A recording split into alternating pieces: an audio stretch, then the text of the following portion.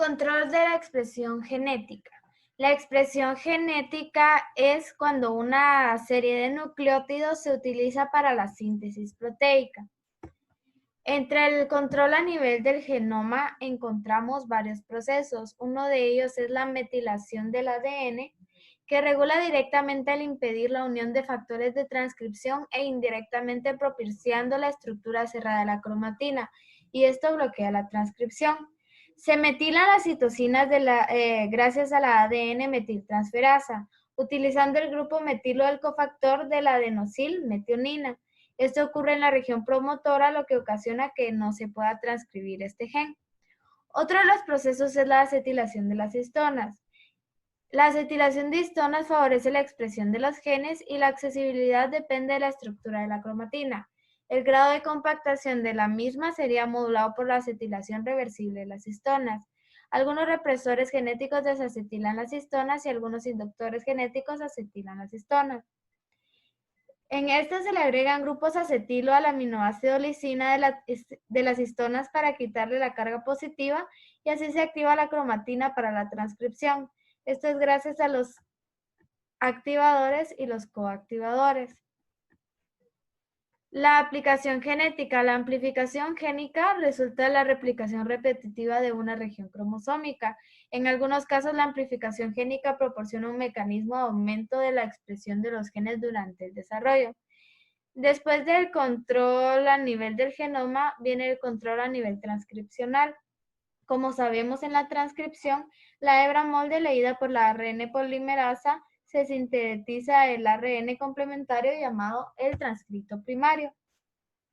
Entre los procesos que se pueden hacer en el control transcripcional pueden ser las secuencias reguladoras en acción en cis promotores y estimuladores y proteínas de regulación transcripcional, activadores y represores. También entre las secuencias reguladoras de la acción en cis promotores y estimuladores se localizan 100 pares de bases corriente arriba de la secuencia TATA, denominadas estimuladores o enhancers, y unen proteínas específicas y estimulan la transcripción. Y los represores eucarísticos. Los factores de transcripción específicos o reguladores activadores se van a unir a enhancers y los represores se van a unir a silencers.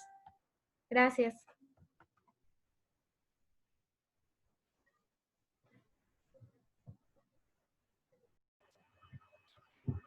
Control a nivel del procesamiento en eucariotas.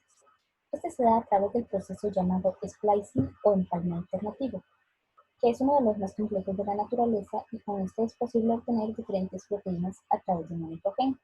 En este, el ARN mensajero inmaduro incluye grandes regiones llamadas intrones y áreas más pequeñas llamadas exones, que contienen la información necesaria para la síntesis de la proteína en cuestión.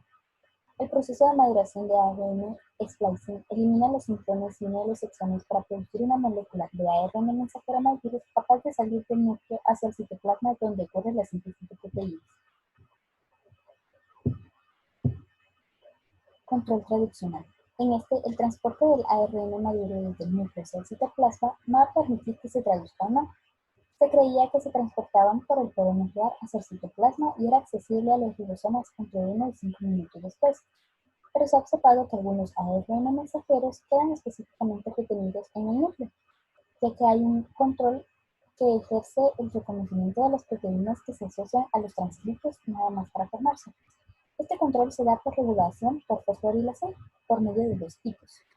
La EIF2, que bloquea la iniciación de la traducción de todos los mRNA, y por medio de la EIF4E, que hay un choque térmico donde disminuye la fosforilación de este factor y disminuye la síntesis de las proteínas.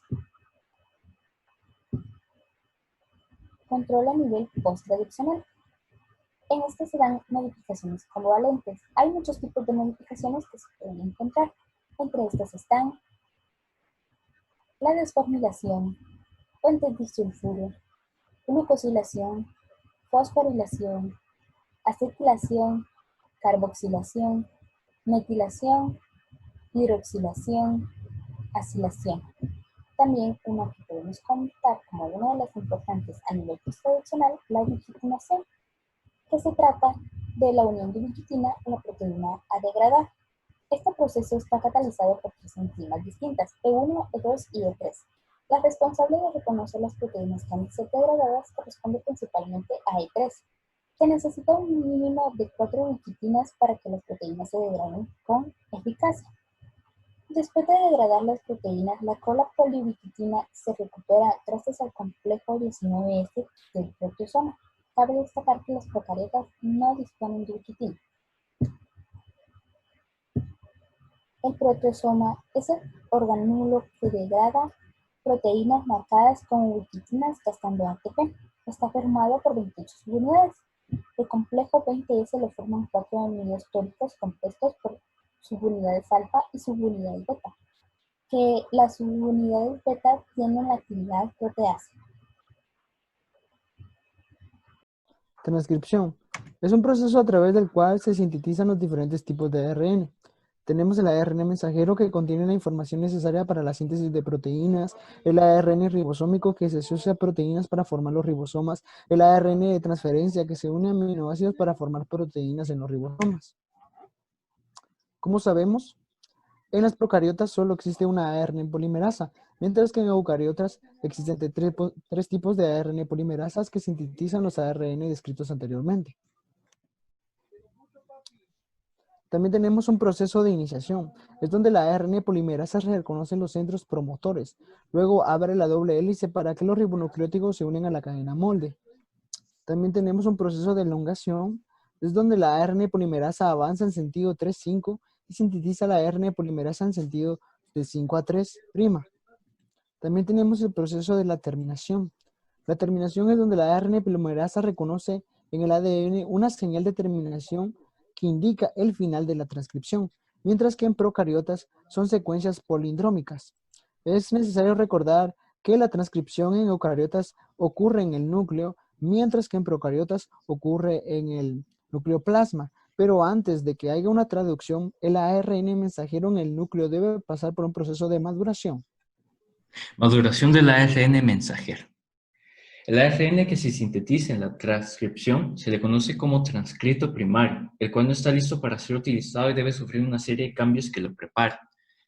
Los intrones son recortados por medio de un proceso de splicing y los exones se unen posteriormente por un proceso de empalmado. Se agrega al extremo 5' una estructura llamada casquete de 7-metilguanosina y se agrega una cola de poliadeninas en el extremo 3'.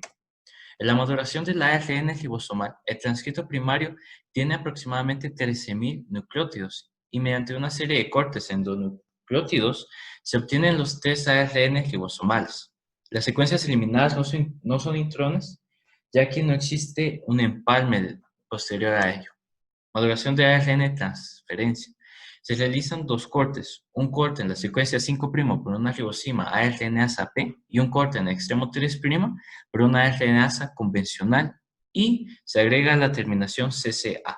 También ocurre una eliminación de intrones tipo 4 por endonucleasas específicas y una modificación química de sus bases por bases no convencionales. El código genético y sus propiedades.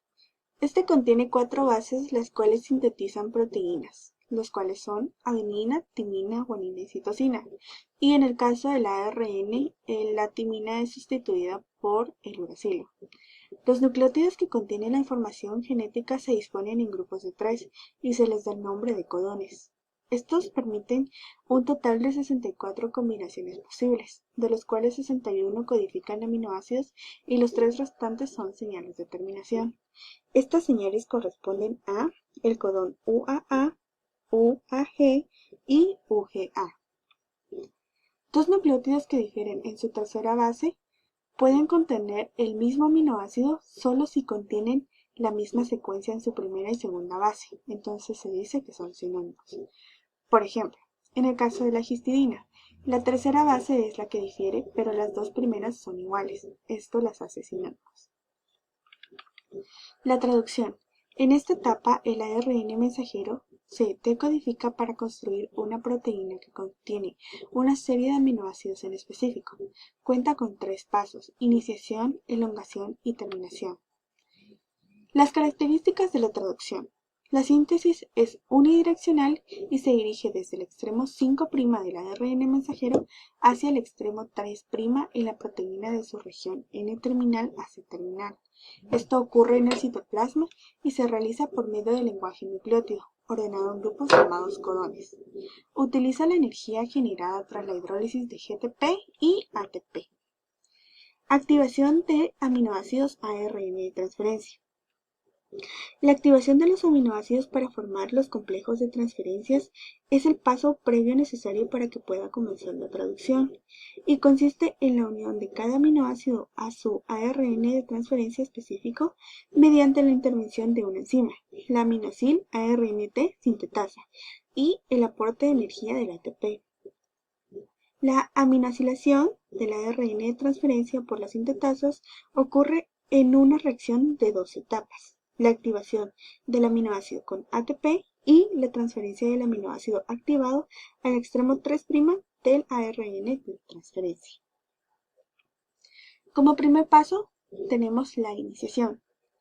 Cada ribosoma tiene 3 sitios para asociarse con moléculas de ARN de transferencia. Estos sitios son denominados el sitio A, sitio P y el sitio E. En la iniciación, el ribosoma se ensambla alrededor del ARN mensajero que se leerá y el primer ARN de transferencia, que es el que lleva el aminoácido metionina y que corresponde al codón de iniciación AUG. Este conjunto, conocido como complejo de iniciación, se necesita para que comience la traducción. La metionina va a ser siempre el primer aminoácido que se incorpora en el extremo N de una hebra del polipéptido naciente. Con el ARN de transferasa iniciador cargado en su lugar dentro del sitio P, el ribosoma está disponible para la entrada del segundo aminoacil ARN de transferasa en el sitio A. La unión del segundo aminoacil ARN de transferasa en el sitio A requiere una GTPasa conocida como el factor de elongación F1A en las eucariotas. Se requiere que la F1A entregue los aminoacil ARN de transferasa en el sitio A del ribosoma, lo que logra una yuxtaposición de los aminoácidos del sitio A y sitio P, los cuales interactuarán químicamente formando un enlace peptídico gracias a una peptidiltransferasa. Como resultado de esta reacción, el ARN de transferasa unido al sitio A tiene un dipéptido unido, mientras que el ARN de transferasa del sitio P está desacilado. El siguiente paso, llamado translocación, el ribosoma mueve 3 nucleótidos a lo largo del ARN mensajero en la dirección 5', 3'. La translocación va acompañada del movimiento de el dipeptidil del ARN de transferencia del sitio A hasta el sitio P del ribosoma y el ARN de transferencia desacilado desde el sitio P hasta el sitio E. La terminación sucede cuando un codón de alto en el ARN mensajero UAA, UAG o AGA entra en el sitio A.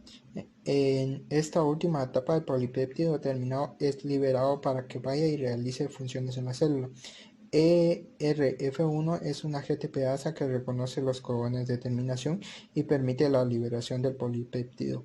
El NMD es mejor conocido por su papel en la eliminación del ARN mensajero transcripto de genes mutantes, que contiene codones de parada prematura.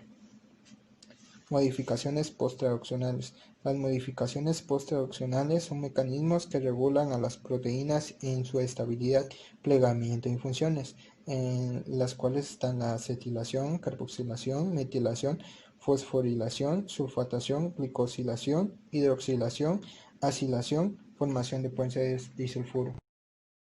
La teoría celular postula que todas las células provienen de células preexistentes. El crecimiento y desarrollo de los organismos vivos depende completamente del crecimiento y la multiplicación de sus células.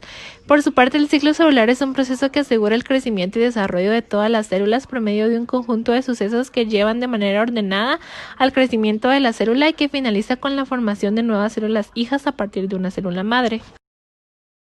El ciclo celular está dividido en dos grandes etapas, interfase y fase M. Empecemos hablando de la interfase. La interfase es la etapa más larga del ciclo celular. Esto se debe a que esta fase transcurre entre dos mitosis sucesivas. A pesar de que durante la interfase la célula aún no se está dividiendo, esta cuenta con gran actividad metabólica, la célula crece y hace una copia de su ADN preparándose para la división celular. La interfase está dividida en varias subetapas, la fase G1, la fase G0, que es el momento en el que la célula cesa de dividirse, la fase S, que es de gran importancia debido a la replicación de ADN, y la fase G2. La fase G1 se caracteriza por el crecimiento celular. La célula se encuentra metabólicamente activa. Los cromosomas se encuentran esparcidos en el interior del núcleo formando fibras nucleosómicas. La fase G1 es la subetapa de la interfase que presenta mayor variabilidad de tiempo. Comienza inmediatamente después del nacimiento celular y también hay intensa actividad biosintética.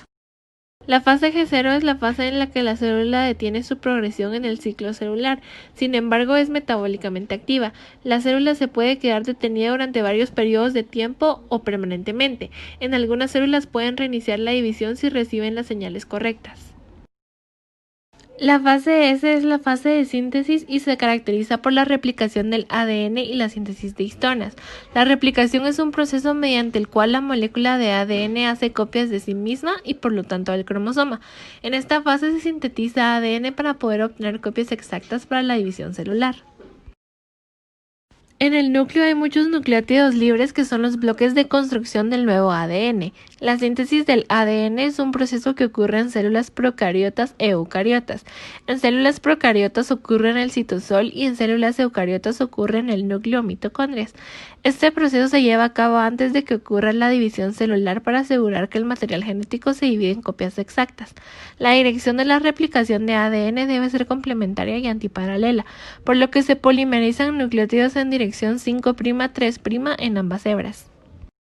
Fase G2. La fase continúa creciendo y continúa todos los procesos metabólicos, denominada también así fase preparatoria. Se preparan los elementos necesarios para la división celular, transcripción y traducción de genes que codifican proteínas necesarias para la división, duplicación de centriolos y condensación de cromatina o cromosomas. La fase G2 termina cuando la mitosis comienza. Las fases G1, S y G2 se conocen en conjunto como interfase. El prefijo inter significa entre, lo cual refleja que la interfase ocurre entre una fase mitótica y la siguiente. Durante la fase mitótica, la célula divide su ADN duplicado y su citoplasma para hacer dos nuevas células. La fase M implica dos procesos distintos relacionados con la división, mitosis y citocinesis. En la mitosis, el ADN nuclear de la célula se condensa en cromosomas visibles y es separado por el uso mitótico, una estructura especializada hecha de microtúbulos. La mitosis ocurre en 4 etapas: profase, que a veces se divide en profase temprana, prometafase, metafase, anafase y telofase. Ya realizada la división del material genético, ahora se tienen dos células que están unidas y ambas ya tienen su material genético en un polo. En ese momento se forma un anillo de contracción formado por los elementos del citoesqueleto, filamentos de actina y miosina, que se reorganizan en ese momento y que forman un surco de segmentación, hasta que ocasionalmente se rompe la célula en dos. En este momento se divide el citoplasma dando paso a dos células idénticas. Existen 3 tipos de células, las que siempre se dividen: células altamente mitóticas, por ejemplo los enterocitos o los linfocitos, las que se dividen ante un estímulo apropiado, se mantienen detenidas en la etapa G0 por largos periodos, solo logran pasar a Gen1 con un estímulo apropiado, por ejemplo los hepatocitos. Las que ya no se dividen, células altamente diferenciadas, es decir, ya no logran dividirse más, por ejemplo las neuronas o las células musculares. La regulación celular se da en la fase S y depende de los tipos de proteínas. Las ciclinas son proteínas que varían su concentración a lo largo del ciclo, se sintetizan y degradan dependiendo de la etapa por la que vayan pasando. Y las sinasas dependientes de ciclinas son más estables y estas fosforilan proteínas a partir del ATP. Siempre están presentes durante todo el ciclo, pero solo se activan al unirse a una ciclina específica. Para que los pasos a través del ciclo celular sean irreversibles, las ciclinas se degradan por un mecanismo de proteólisis dependiente de ubiquitina. Los puntos de regulación, tenemos el punto de restricción G1, ese punto de control se verifica que la célula tenga el tamaño adecuado, nucleótidos necesarios para la replicación del material genético y que el ambiente sea favorable para entrar en la fase S. Punto de transición de G2 a M verifica que el ADN se duplique completo y exactamente. Si se detectan errores o daños, la célula se detendrá.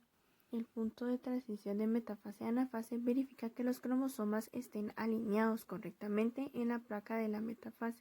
Se ve influenciado por la unión de cromosomas al uso mitótico.